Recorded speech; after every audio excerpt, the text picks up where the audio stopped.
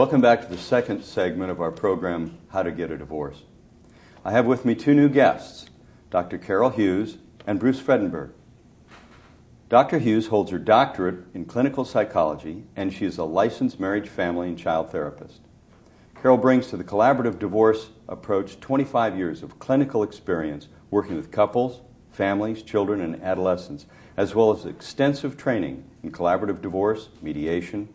She's helped work with people going through domestic violence, chemical dependency, trauma, and recovery. Since 1987, Carol has served as a family reunification therapist appointed by the Superior Court. Bruce Fredenberg is my other guest. He's a licensed marriage, family, and child specialist practicing in Laguna Hills, California. Bruce has 27 years of clinical experience working with couples, families, children, and adolescents. He has created and taught parenting programs for adoptive and foster parents on behalf of the County of Orange. He's had extensive training in collaborative practice, mediation. He's helped couples with chemical dependency, stress management, and male and female communications. I welcome both of you to the program. Thanks for coming today. Carol, let me start by asking you a question. There has been discussions in the collaborative model about a child specialist. What does a child specialist do? Well, John, first, before I start answering that question, I want to just briefly describe the nature of divorce, the environment that the children are living in, which it's easy for parents and the other adults working with the children to forget. Divorce for children is about loss. It's about grief and loss, a lot of pain.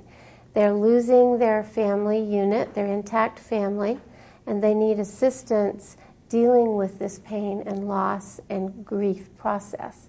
So what the child specialist does is provide a safe, neutral environment for the children to talk about what they're feeling, ask questions about the changes that are happening in their family, understand the divorce process, understand that they're not losing both parents, they're losing the family unit that they've been growing up in. So it provides a stability also for the children to have a place to discuss these questions and learn about what's happening in their family. Bruce, when I listen to that, it sounds an awful lot like what I, as a non-mental health professional, what I think that mental health professionals do in providing therapy and treatment. So how does the role of a child specialist differ from the role when you're providing therapy or counseling to people? One of the biggest things about the child specialist is that the child specialist is the voice of the child in the divorce. So the child specialist is impartial towards both parents. It's not like a therapist. You're not trying to change the family per se. You're not trying to solve all the problems, but you are bringing the children's interest to the forefront. So when the parents are in a lot of pain, and people in pain sometimes forget that their kids are important because they're so hurt or so angry at the other person. And so the child specialist brings that voice. The child specialist is also an advocate for a good parenting plan. We bring in information to the mental health coaches, the divorce coaches, so they can help the parents decide how they want to work out their co-parenting plan. And so we're also not like an evaluator. We're not trying to get the children to decide who's the good parent, who's the bad parent. We're just helping the parents keep the children's needs in front of them during the whole process. And it makes for a more peaceful divorce. It also keeps people from hurting their children during the divorce so much. I heard you mention a parenting plan. As a lawyer in family law, I'm used to dealing with the issues of custody and visitation. That's been the buzzword that has gone on for the years of my practice. I hear more and more what's called a parenting plan. Carol, what's a parenting plan? A parenting plan is how the parents are going to parent their children through and after the divorce process. In the litigated model, a stranger in a black robe basically tells the parents how they're going to parent their children, and it's called a custody agreement. And so what we do in the collaborative or the mediation process is we help the parents develop a plan whereby they share time with their children, and they are the ones who make these decisions about their children. The parenting plan is flexible in that as children grow, their developmental needs change. And so the parenting plan, we explain to the parents, will be evolving over time as children get older, and the parents will adjust to that, how they're going to parent the children as they get older. Did I answer your question? You did. Okay.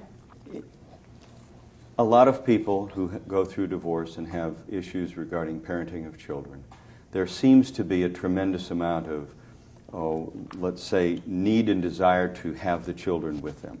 Each parent thinks that that parent is best able to take care of the children. And from my perspective as a lawyer in litigated cases versus my perspective as a mediator, often it seems about embodied in the phrase, the children need to be with me. The children need to be with me. In, let's say, the mediation or in the collaborative case, Bruce, how do you deal with that? How do you deal with those issues where each parent feels the children ought to be with them most of the time and they're at odds with that? A lot of times, children don't want to say things to a parent that's going to upset the parent. I mean, the kids are already confused enough and hurt enough, and especially if they see one parent in more pain than the other. And so a child specialist can a lot of times get the children to tell what's really important to them, and we share that information with the parents, but not in a judging way. It's really so they can have the information. There's a couple of things come to mind, and that is that I see cases in my practice as a therapist where people went through the adversarial divorce, and the kids in an angry divorce can get cut off from the grandparents, they can get cut off from aunts and uncles and cousins that they've enjoyed their whole life, often really close to.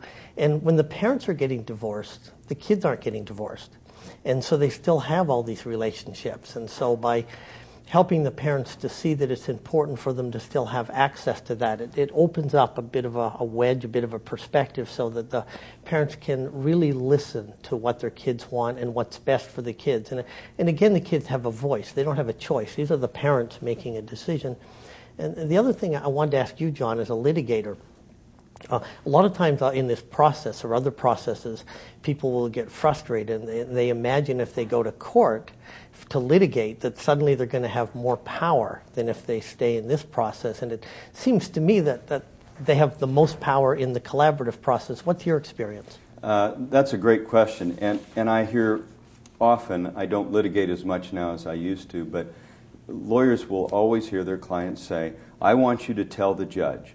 And then they lay out for you what they think the judge should hear. And too often, it has less to do about the best interests of the children, and it has more to do with the struggle or the drama or the story that's leading them into the divorce.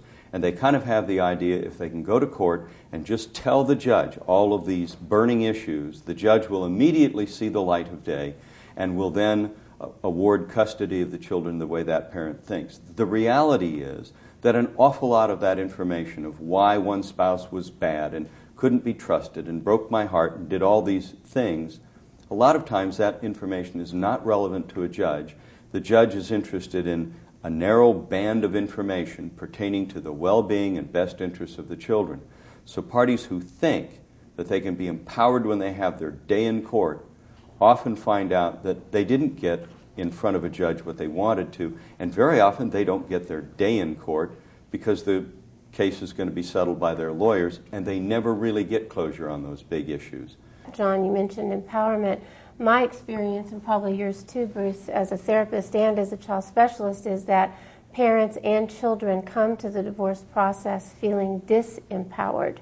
And when the parents are thinking about litigation, they're thinking, I'm going to go to court, the judge is going to see my side, quote, give me the children, quote, and that's not a powerful position either. That's right. We help them reclaim their power as parents and help the children feel powerful because this is their family and they get to make the decisions about their family.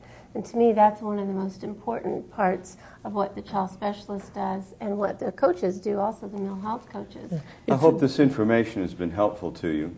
We're going to take a break now, and when we come back, we'll hear more about how to get a divorce. Thank you very much for joining us. Thank you, John. Thanks, John.